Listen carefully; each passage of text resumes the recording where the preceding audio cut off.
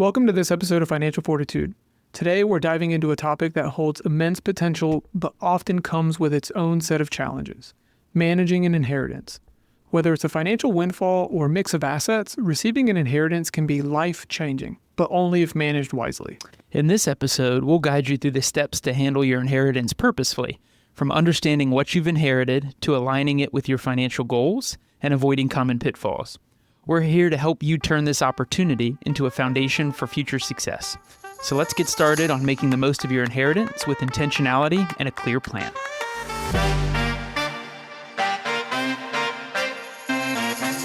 Welcome to Financial Fortitude, a podcast for high earners, families, and business owners. We are your hosts, Michael Acosta And Brady Hemmerly. Each week, we bring purpose-driven financial guidance to you so you can be assured you're on the right path. If you're looking to become an extraordinary wealth builder, let's dive in. Brady, I'm really looking forward to this conversation today, the topic of inheritance, because we often come across this in our existing client relationship conversations or even amongst friends and family who are expecting or unexpectedly receiving some sort of windfall. And we know that there's this massive transfer of wealth that's been spoken about over the course of the last couple years to the tune of about $84 trillion by 2045, according to CNBC. What are some of the things that we can offer so that those who are experiencing this type of effect or this type of life event can be better prepared? Yeah, I think that's a really unique question, and it really drives into, as you mentioned, the why as to what we're talking about. At the end of the day, you and I would say, are seeing this more and more often. I think a larger percentage of our clients as the years go on have received at least one inheritance in the past or are almost expecting to receive some kind of windfall moving forward. And I think this topic, especially in the realm of financial planning, is a little bit more unique or different simply because the majority of someone's financial plan is something that they control, they orchestrate, they are at the head or steer the ship on. But when it comes to inheritance or windfall proceeds, in many instances, even if expected, we never know when it might happen. So it's really hard to build, hey, what is my financial plan going to look like with this in mind? Knowing that most people don't have it in their plans to begin with. Will I receive one? Maybe. When am I going to receive it? I have no idea, right? How do we plan for something like that? And I won't say that it's more or less the luck of the draw, because in some instances, it's often a goal for parents to leave some sort of legacy or pass some sort of wealth to their children or even grandchildren, something that's generational. But as we've discussed in multiple episodes up to this point, if you and your family are not openly discussing finances around the dinner table, then it's really hard to prepare the next generation for what could be coming their way. And as a parent, we don't want there to be a mismanagement of this wealth that we're leaving behind, right? Because we've worked so hard to accumulate it and build it for this opportunity. Now, on the flip side, if I'm not expecting to receive it, there is going to be an overflowing of emotion potentially, which could lead me to make very bad decisions, impulse decisions, with how I utilize this, depending on where I'm at in my financial journey. Would you agree? I would certainly agree. Yep, whether it's positive emotion, negative emotion, a mix of both, perhaps in losing a close family member. And as you and I both know, financial decisions are never made best emotionally, right? That's probably the last type of decision making that we encourage our clients to use when it comes to their financial plan or their financial picture. Right. It's often, hey, let's remove the emotion from this, which is why, speaking with a third party who has no emotional ties to the finances can be beneficial in a lot of instances. So let's dissect this a little bit. I'm going to put you on the spot here. So I already mentioned there's in the realm of about $84 trillion by 2045 that's expecting to transition between generations, right? The article that we looked at on CNBC, it's the Great Wealth Transfers Underway. Here's how to prepare. Break down some of the data points or statistics with looking at transfers of wealth that have taken place in the past, as well as the difference in generations up to this point that have received inheritances or were at least expecting to receive an inheritance. Sure. From a statistic standpoint, what we have found is that by age 74, which may seem much down the line for many individuals, but it's part of life, right? By age 74, almost 2 in 5, 40% of individuals will have received some form of windfall and inheritance. And another statistic that we find is very interesting is that since 1992, the number of individuals getting inheritances from parents or direct family members has nearly doubled. right? And that's not including any changes in bequests or windfalls coming from grandparents or that long lost aunt or uncle that you have. So statistic wise, right, there's a lot of evidence that points to legacy as a huge part of financial planning or a huge part of the older generation's plan. So what we find with clients who are the benefactors of an inheritance is that most people just tend to be underprepared. And I guess the question that I have for you is, as most clients tend to be underprepared, why is that the case?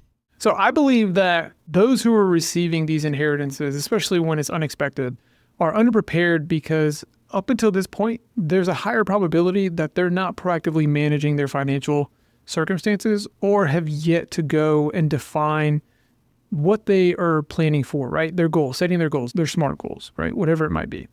And identifying the things that they want to accomplish personally, professionally, and financially over the course of, let's just say, the next 3 to 5, 5 to 7 years.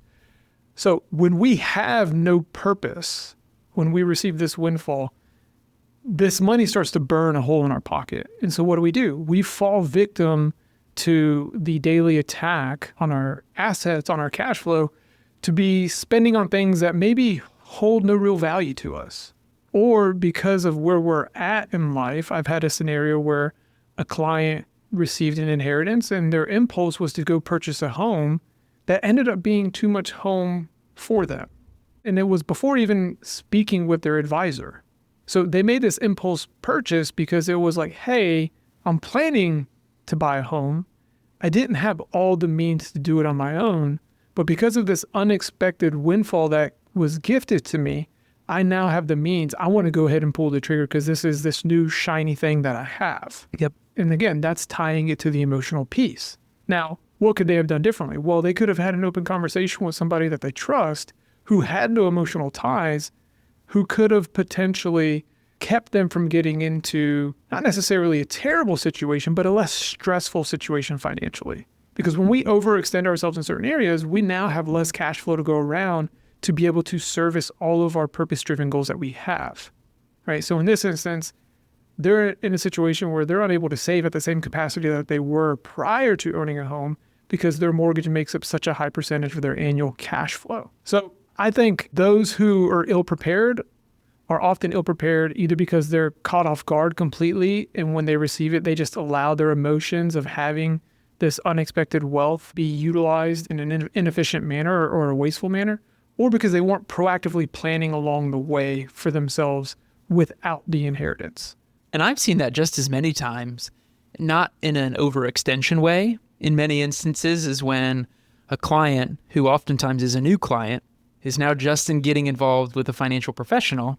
And the reason being is because, well, now I have money or something more important to consider, which in some instances is great, right? As if receiving an inheritance helps kickstart or jumpstart the wheels to building a financial plan, that may be a great use or a great starter use for those dollars. But in just as many instances, we see those dollars perhaps go to waste or end up just trickling out of our bucket because, hey, we didn't have any real emotional reign on what we were doing or why before we came into a larger sum of dollar. Yeah, and I think that there's a huge opportunity here for generations to communicate proactively. So I'm thinking parents and children or grandparents and grandchildren, depending on what the individual who's making this gift, what their intentions are and what their hopes are for this gift. So from a proactive planning perspective, these are opportunities at hand to have open discussions as a broader family who's tied to this inheritance to say, okay, well, let's review the estate planning documents. If there's a trust, let's review the trust documents. What are the bylaws? What are the ways in which the recipients or the beneficiaries can utilize these funds? Let's look at the investment management of it today. And is there going to be a tax efficient transition from the current owner to the recipient? Because there are things that need to be considered depending on the account registration, meaning if it's a traditional IRA versus a non-qualified or after-tax investment account, right? There's different IRS rules that need to be followed and considered.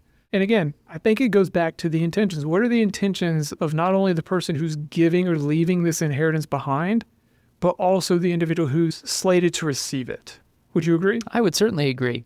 I think that's probably the biggest piece in any estate planning conversation, at least between generations or within a family, is the why behind decision making. Hey, I'm planning on leaving someone in my family an inheritance, the question that I would ask first in either generation or to either generation will be why? What's the purpose of those dollars or leaving those dollars behind? And I often think by asking the right questions, those why, those how, those importance-like questions, it can lead to a more efficient conversation, especially when it comes to how are we leaving our inheritance? And the question that I have for you there is, well, tell me more about the differences between leaving an inheritance or windfall perhaps prior to death versus post-death. Yeah, that's a very good question. And the phrase that we'll often use is leaving a gift either through a warm hand, right, while living, or leaving it from a cold hand after death. And when you're planning out the gift from a warm hand while you're still living, you still have time, obviously, on the table for you to be more proactive and more efficient with how you utilize the assets you've accumulated. And so we'll often look at, okay, well, if I have, let's just call it $1 million, and I know my legacy goal is to leave $500,000 to my children, right? Let's just say I have 2 children. So in that instance, if I have $1 million, but it's broken up 50% in a non-qualified account, meaning an after-tax account, and 50% in a traditional IRA, I know that I'm probably not going to want to leave my children the IRA. Because I am still living, I can proactively take steps to make sure that that is spent down faster, or maybe that's gifted and left behind to some charitable organizations that are true to my heart while leaving the non-qualified gifts to my children, just because of the IRS rules and tax efficiencies there. Versus upon death, there's really no flexibility at that point. It is what it is. The pieces have fallen on the board where they lay, and now it's making the best of the current situation. So again, it's really about awareness as far as how to maximize an inheritance, whether you're the one leaving it or you're the one receiving it. Awareness and communication. The crux of this, though, is if I'm a parent, I don't want to let my children know, hey, I'm leaving you behind X amount of wealth when I pass away, whenever that might be, because I don't want them to become reliant on my efforts. I think about this as being the toppings on their dessert. Yep. They need to go out and formulate and build and take proactive steps in building their own wealth, right? Taking care of their own. What I'm able to leave behind is the addition on top.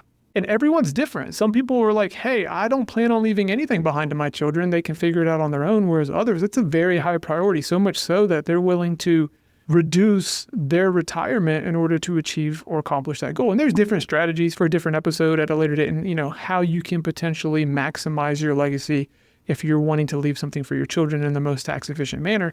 But for today's conversation, I think the awareness and the open communication on an ongoing basis is key to maximize the transfer of wealth from an inheritance standpoint with a warm hand as opposed to a cold hand, right? And the saying that we'll often express is, don't wait until tomorrow to accomplish what you can get done today. Yes, very much so.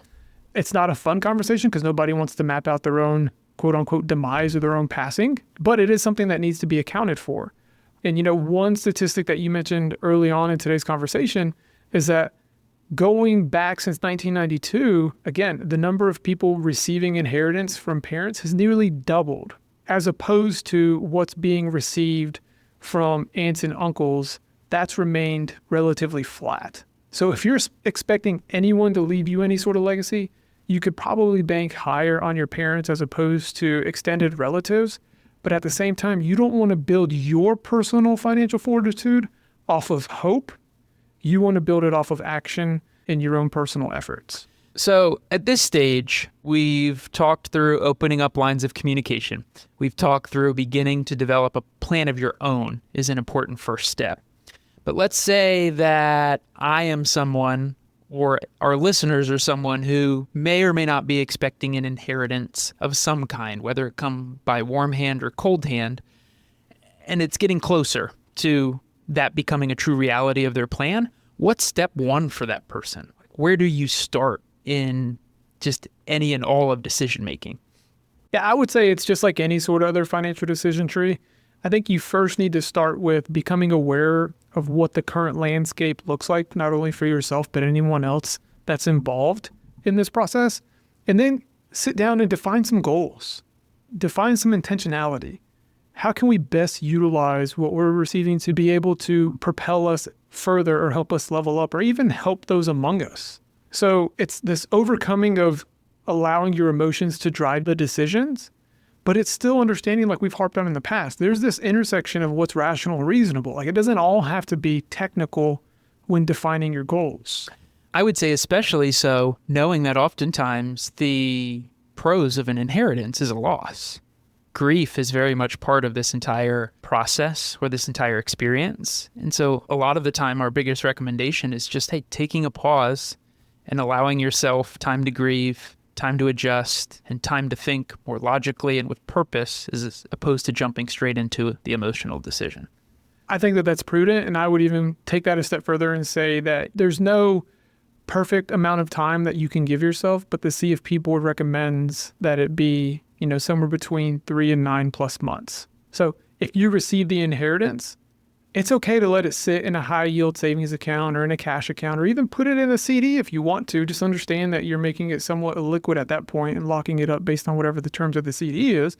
But set it aside, let it sit in cash. You're not going to be missing out on anything in that scenario, right? Take your time to grieve what's transpired and what's led to you receiving this awesome gift. Now, with that being said, according to a recent survey that was conducted by Smart Asset, there are a couple of actions or implementations or things that the benefactors had immediately done when receiving an inheritance. Break those down for us. So surprisingly enough, 37%, over a third of individuals who receive windfall proceeds apply them straight to debt payments. Which isn't surprising, especially after what you and I discussed a couple episodes on how to best leverage debt. Yeah, no, not surprising at all. I think oftentimes when we receive money that we weren't expecting, the easiest way or the easiest decision to make is to where to apply those funds is an immediate problem. Hey, I've got this credit card bill that's going unpaid. This is an easy, quick solution that is a huge surprise. Let's just knock it out, get it done. What I would caution individuals on is if you still have a mortgage and you're thinking, hey, I just received this inheritance, I'm going to put all of it towards an outstanding mortgage balance, but it doesn't cover the full mortgage balance. I don't know if I would make that decision because it doesn't solve the problem of you having to pay the mortgage. It just accelerates the payoff, which is, again, a completely different conversation for a completely different episode. So 37% go to debt payments. Another 35%, so over a third, goes to increasing personal retirement funds, putting money aside for what my retirement might look like 5, 10, 15, 20 years down the road. Just essentially building or adding another huge pack to the snowball that's already rolling down the hill. So I want to point something out there. So out of the 4 statistics that you're about to unravel for us, the first 2 are polar opposites. First one being, hey, I'm relinquishing my ownership of these funds, this inheritance, in order to potentially better my financial outcome, right? And it's usually more of a cash flow fix because if you have an outstanding debt, you're servicing it from cash flow. The second one, being 35% of recipients, is increasing your retirement, right? Delayed gratification. So one is staying on your balance sheet, one is going to somebody else's in exchange for freeing up cash flow, which I think is pretty unique in itself. Yeah, one is an immediate fix in many instances. The other is a much longer term fix. How can I prepare 20 years down the road with this money? Another 26% of inheritance dollars just continue to add to future inheritance buckets. Hey, I've got this windfall from a parent or a grandparent. I may be in a position where I didn't know what I was receiving. I worked my butt off for my career and I'm more than okay to retire or accomplish the goals that me and my family have. I'm just going to save this money for my kids or future generations down the line, which again, I think is very interesting as we note how emotional this decision can be, right? It can be emotional just as much as I want to go out and buy that new thing. I want to go out and take care of this debt, or emotional in the other instance where it's, hey, it's very meaningful that I got this. I'm not even really going to be the one that benefits from it. Someone else needs it more than me. And then the other 2% is really just categorized as other. I would put this more so as travel, vacations, big purchases, fun monies, just anything that doesn't fit into specific debt repayment, specific personal retirement like buckets, or specific continued inheritance. Kind of nice. Everything else in between. Now, we've outlined up to this point step 1, right? Awareness and defining goals so that you can be more purpose-driven and intentional. As we wrap up this first step, what are some initial actions that individuals who have recently, received an inheritance or expecting to receive one soon or in the near future, what can they be doing to prepare themselves? Like what initial steps should they be taking or thinking about? Yeah, it's a great question. Initial step number one, in many instances, is just to set up the landing pad where inheritance or windfall dollars are eventually going to land, right? Whether that's a high yield savings account, a separate checking account, a savings account, perhaps. We want to block out that money away from the rest of our day-to-day dollars. That's going to give clients a chance to grieve. It's going to give clients a chance to adjust and begin to let their emotions wash away a bit, right? And wait to make logical decisions. It's going to give clients, especially if you're the executor, it's going to give time for me to actually settle the estate. It's going to give time for me to finalize taxes, settle any taxes dues. And it's going to give clients time to really consider any other family obligations or interesting dynamics that may need to be addressed through the grieving and the settlement process. Got it. So step one, again, create awareness of the situation, as well as defining some goals so that you can be as intentional and purpose-driven, and then safeguard it. Consider these options for the next step that you should be implementing once you receive it so that you can be as purposeful as possible. Now, second step, in my mind, is going to be understanding what you've actually inherited, because there are many different asset classes or personal property or things that can be inherited, especially in today's day and age when there's such a large digital presence. Just think about NFTs, for example, or crypto, or cash on hand, or cars, whatever it might be. And we're going to dive into these different asset classes or pieces of property. But in step two, it's more of getting perspective so that you can then start to formulate a plan based off of step one, which was creating awareness and defining the goals. So we've obviously worked with clients who have been recipients of an inheritance. Talk to me a little bit about the types of assets that are commonly inherited that you've come across. I would say the most common types of assets that we come across day to day with our clients is first and foremost cash. Every individual needs cash, needs a bank account to run and manage their day-to-day life. So nearly every client that we speak to is working through, hey, I've inherited a piece of, or maybe all of, a parent or other relative's bank accounts.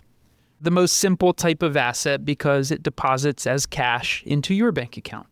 Exact same thing, it's just an extra dollar or an extra set of dollars that's set aside. Very often, we are also seeing real estate. Most individuals are living in a home of their own, and upon their passing, they're no longer living in the home, and now that home has been passed down to family members, other relatives, and is now split perhaps between siblings. In addition to cash and real estate, perhaps outside of day-to-day life, what we oftentimes are seeing as inherited is investment accounts, typically non-retirement in nature, retirement accounts, traditional IRAs, Roth IRAs, 401ks, and then in many instances, personal property, jewelry, cars, personal effects, right? Heirloom type gifts that are left behind or a family member's keeping for someone specific. Now, we're not going to get into the details of how these transfer specifically, because again, then we're getting into the estate planning process and really taking the role of the executor as far as making sure that everything's distributed accordingly.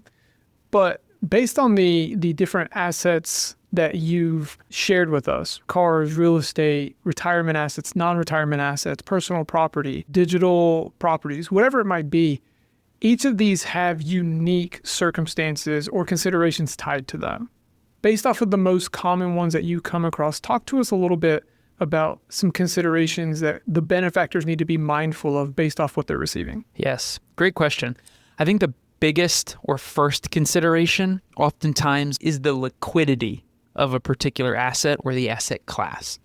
And what we mean by liquidity is, well, how easy is it to convert this asset, a retirement account, an investment account, a real estate property, how easy is it to convert this asset into cash that I can use or repurpose for my financial plan? Cash is going to be hyper liquid. I'm just receiving another dollar into my bank account or into my separate inheritance landing spot. It's liquid because it's already cash. But liquidity is a huge function or consideration of an inheritance because liquidity oftentimes is going to affect when I can sell something, how quickly I can convert it into cash, and what that might mean for me. An example per se is when 2008, 2009 comes around, and I know we're rewinding the clock quite a bit. Right? If I had inherited or received a home of some kind, it may or may not have been the best time to sell that home to maximize its value. In that instance, that home is really not very liquid. It's not something I can repurpose in my own financial plan with success or with any haste. Right. And if you're needing those funds based on where you're at in your financial journey, receiving this unexpected windfall, then that can create unnecessary stress and anxiety, right? Because the home's just going to sit on the market for an extended period of time while you're needing access to those funds. Yep. Yeah, take another example, the investment account. Generally more liquid than real estate because we can go in and sell at any time. But we'll rewind not as far, but back to 2020. COVID happens.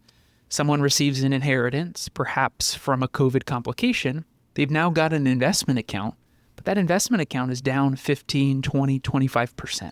If those proceeds were desired or needed in my financial plan, I have liquid access to those dollars, but they're sitting at a loss or lower than I would have expected otherwise 6 months ago. So it can be a challenge for individuals. So biggest feature, first and foremost, liquidity in regards to when can I sell, how can I sell, what is going to be the impact when I consider converting this thing to cash. Right. And we haven't really even scratched on the tax implication of some of these, which is fine because that's a rabbit hole in itself and there's so many different circumstances and, everything else. So we will likely dedicate an episode solely to tax implications of inheritances at a later date. But for the sole purpose of this conversation today, it's really about high level considerations. And again, we're in that step 2 where it's around getting the perspective. So if I'm a benefactor receiving an inheritance from a parent, as an example, aside from identifying and understanding the type of asset that I'm receiving before taking any action, and there will be some instances where the estate will liquidate everything first and then just distribute cash, right? The estate may even be gracious enough based off of the instructions of the deceased individual to, hey, go ahead and liquidate everything, pay the taxes and fees from the actual estate, and then distribute the net amount to the benefactors. That's a very clear, clean cut process for the recipient, maybe not so much for the executor of the estate, right? There's going to be a lot of steps and actions that need to be taken, but for the recipient, it's very clean. It's very easy, as opposed to the estate saying, hey, this specific account needs to go to this specific individual, and now we're having a completely different conversation around any sort of rules around distribution within a specific period of time, whether or not the asset that's being received is taxable or not. So, there's a bunch of different variables that need to be considered in that situation. Now, we are creating the perspective. What can we do to enhance and take further steps to level up and utilize this inheritance now that we've identified what type of asset we're receiving? So I think the biggest driver of leveling up is going to be really defining the purpose that you as the receiving party have for those dollars. We see this in many instances where clients will inherit a piece of property, an investment account, a specific stock. And those individuals are holding on to the property, not relinquishing the stock. And the only reason that they're making those choices is because the deceased party, a parent, for an example, had made those choices beforehand. And in many instances, the choices that a parent makes have little to do, purpose or utility-wise, as to the choices that their kids or another generation needs to make to better advance their own financial plan. So in many instances, it's, hey, understanding what have I inherited, what are the liquidity features, tax impacts in making changes, and then really driving towards, well, is there a reason to, or do I have a purpose that's going to drive the why behind any changes? And an easy way to do that would be to define or design a holistic and comprehensive financial plan. Yes. Yep. Right. Do not isolate yourself to one area of your balance sheet. Consider the entire balance sheet, pros, cons, risks, rewards, everything that's going on in your life, and align that with the things that you want to accomplish. Again, those goals in step 1. And if you can formulate a plan that's going to hold you accountable and be some sort of recipe to you creating a masterpiece, then that's increasing the odds or probability of success for you leveraging this inheritance in the most prudent manner, right? Because you want it to be based off of what's most impactful for you, or those that you've surrounded yourself with, or those that you've identified as wanting to be able to help, not benefit someone else based off of the emotions that you've allowed to build up and be expressed. So if you have a client or an individual in your world that receives an inheritance, highlight some of the things that they need to discuss with their financial professional, their tax professionals, their legal professionals, other people in their world that help make some of these decisions. Yeah, I'm going to sound like a broken record, but a lot of it is what we've been echoing up to this point, right? So if I sit down with someone who's expecting an inheritance, the first thing I want to do if they're a client of mine is I want to review what they have going on in their life. Let's make sure we have accurate data as far as their assets, liabilities, earnings, how much they're saving, what their financial immune system looks like, to make sure that there's no gaps or kinks in our armor that could expose us to our own demise financially.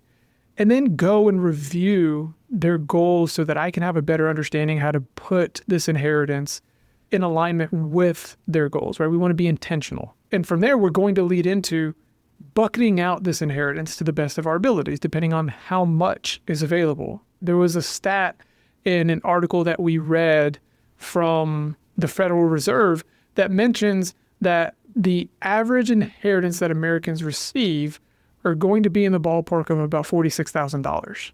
And so $46,000 can only go so far. Now, if I'm receiving $150,000, $200,000, $400,000, it's a different conversation, depending on where you're at in your life. So by defining the buckets between short-term, mid-term, and long-term, we follow our order of operations. We know up to this point that, hey, if I'm a single income household, I should probably have an emergency fund or a risk-free liquidity fund, whether it's one account, two accounts, three accounts, that are principal protected from market exposures, to cover at least 6 months worth of living expenses. Dual income, 3 months. If I'm already at that point when I receive my inheritance, awesome. Let's check the box. Let's move to the next bucket. The next bucket's going to be your opportunity fund, which in my mind is a midterm bucket, right? Somewhat of a delayed gratification. It's got more opportunity for growth because of the level of risk we're willing to accept in the market, the stock market.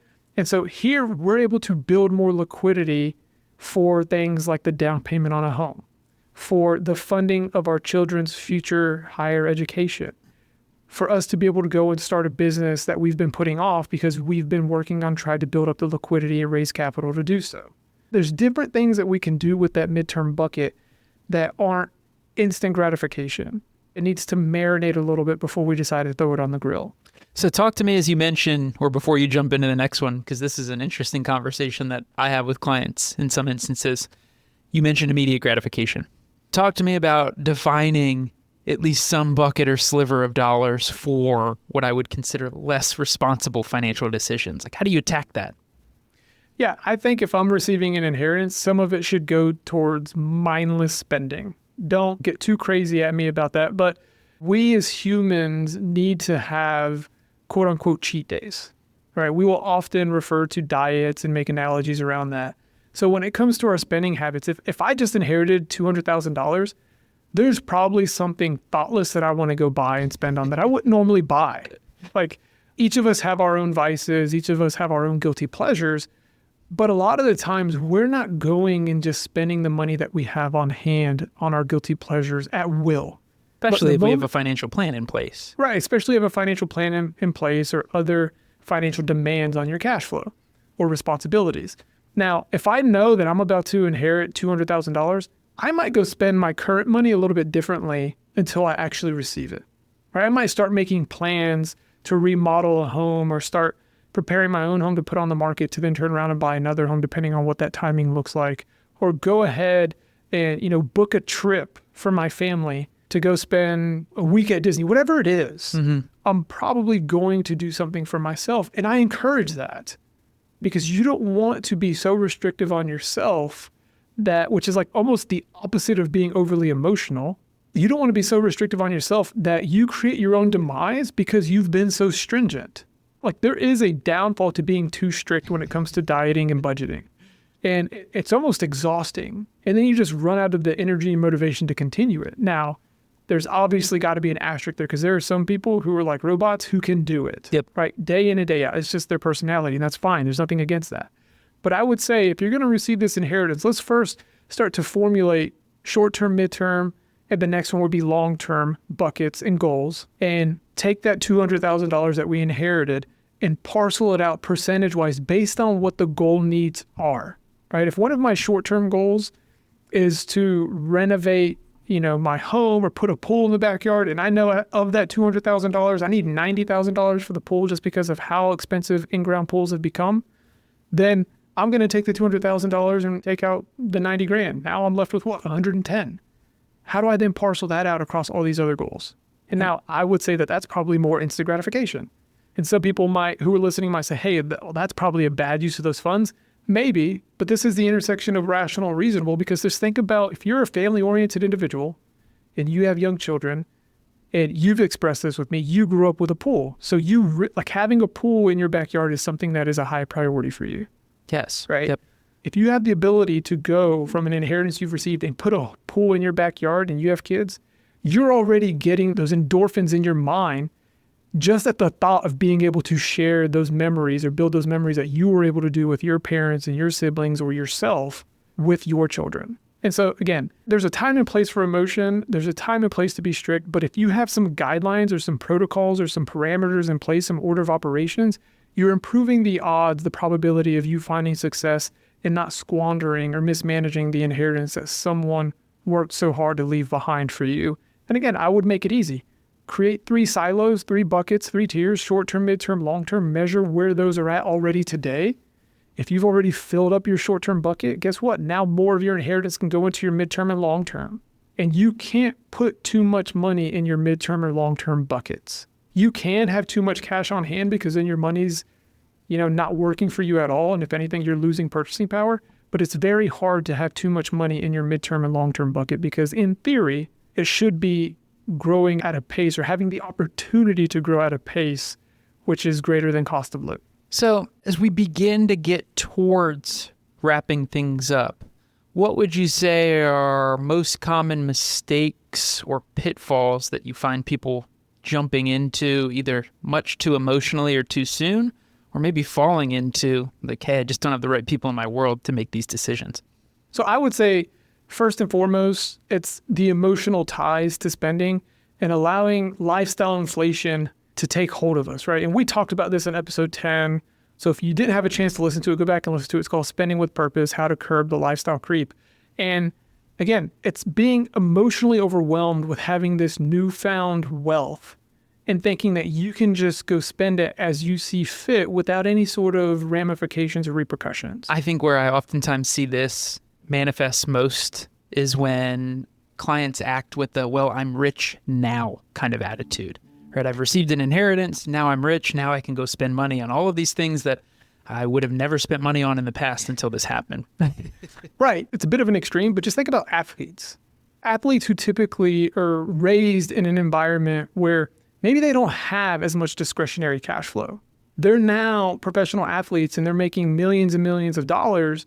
They play in the league for 5, 7, 10 years. And then you see a headline 3, 4, 5 years after they exit their sport.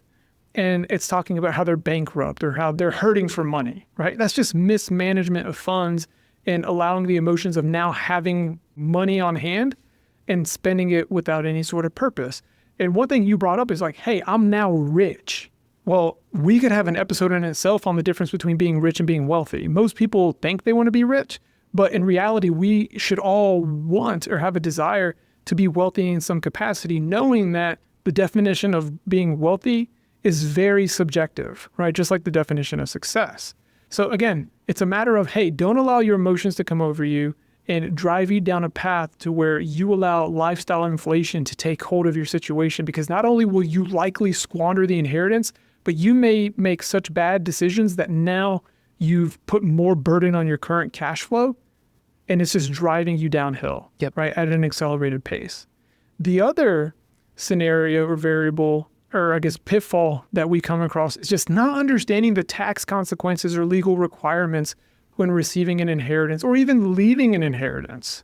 And I know you've had some experience with existing clients as well as myself. One of the biggest ones is saying, hey, I've done such a good job at saving for my future retirement because all the talking heads in the media said that I need to maximize how much I put into my pre-tax IRA or my pre-tax 401k. Well, now that's the only bucket of wealth I have when I retire. So when I die, that's the only thing that's being transferred, maybe aside from a home. And so if I leave an IRA to my children, well, guess what? They're forced to distribute that over the course of a 10-year period, right? Based on new IRS rules and guidelines. So if that's the case, guess what?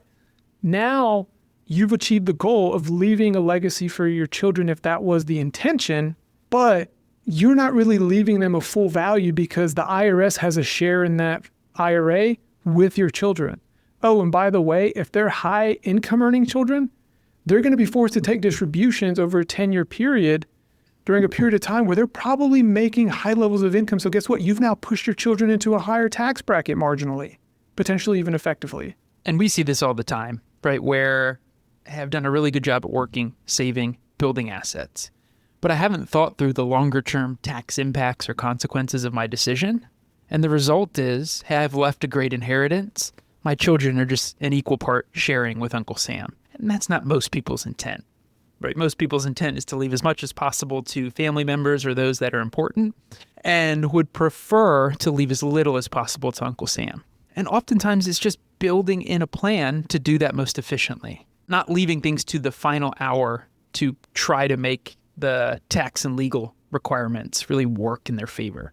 And then the other piece that I would say that would roll up under that as far as like the legal requirements and tax consequences is that if you leave someone a asset to where the benefactor receives a step up in basis, that's probably one of the best assets or situations that you could leave somebody else. And I just think about boomers who purchased their ranch style homes or their home, that they've been living in for 20, 30 plus years that's paid off, right?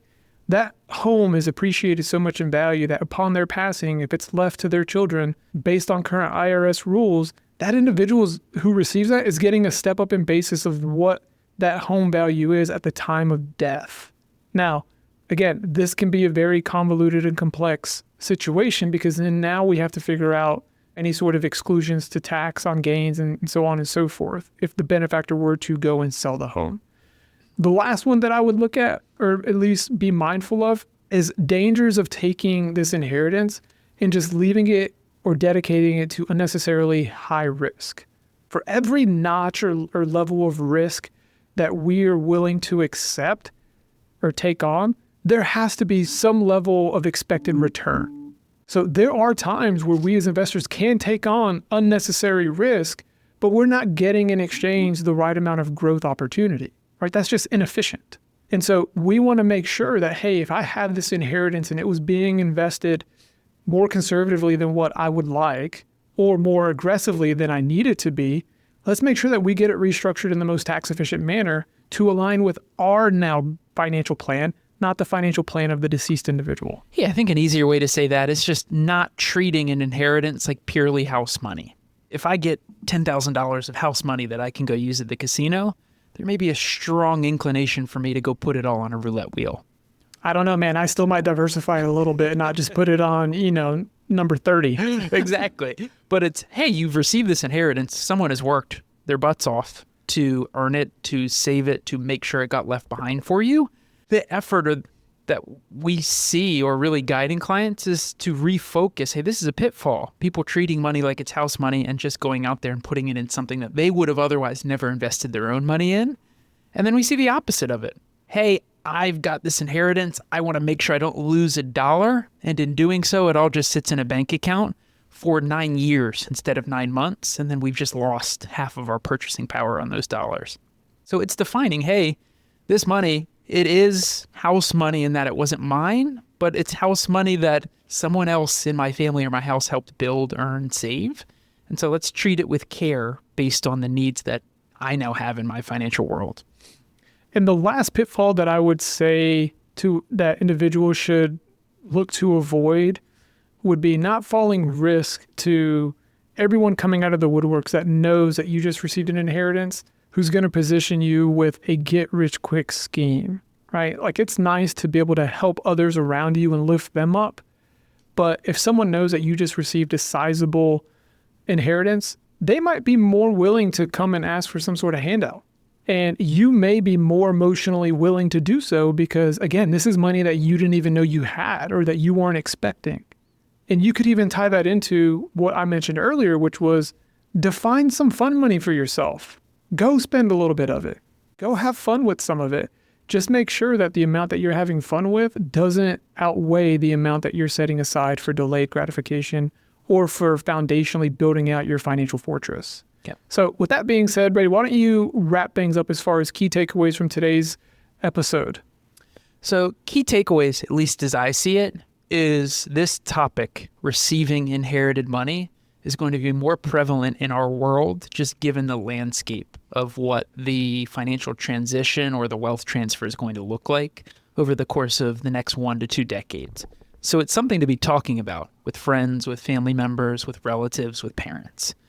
The biggest key in considering an inheritance in your financial world or family members' financial world is really just becoming aware of, hey, what is out there? What are my goals? And pausing, or at least taking a pause before jumping into immediate action.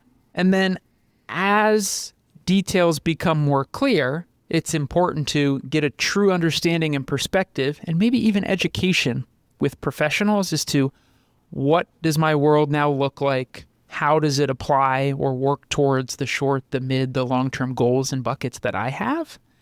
And then what are mistakes that do happen, and how can individuals avoid them, right? It's by spending time to really reset. It's by speaking with professionals and getting guidance from perhaps a third party. And it's just aligning the goals and values that you have with the decisions that you're making money-wise. Yeah, I love it. And again, we can't emphasize enough that if you receive an inheritance, you're trying to make a financial decision or solve some sort of financial equation, you don't have to be the expert all the time. You don't have to be the smartest person in the room. You don't have to be the specialist. It's okay to get a second opinion or third opinion from individual who does this type of work day in and day out as far as financial services goes, or even estate planning, right? Or tax planning. So just understand that there is oftentimes value that can be received when leveraging the knowledge of somebody who does this every day.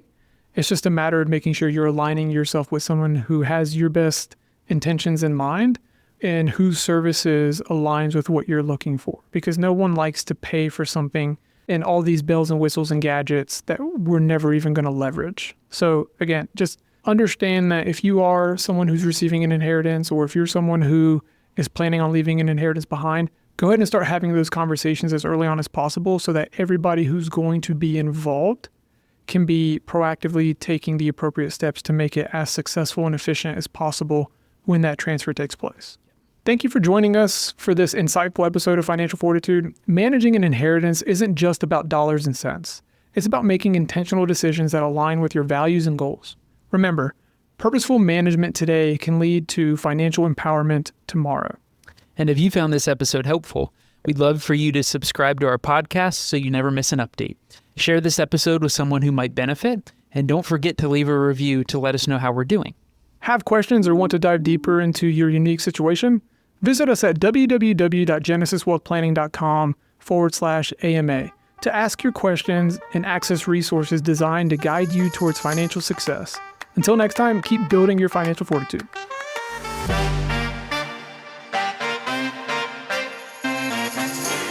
Are you considering hiring a financial advisor? If so, be sure to listen to episode 1 of Financial Fortitude. In this episode, we discuss the reasons why many people choose to hire a financial advisor and highlight the key qualities you should look for in the financial professional you decide to work with.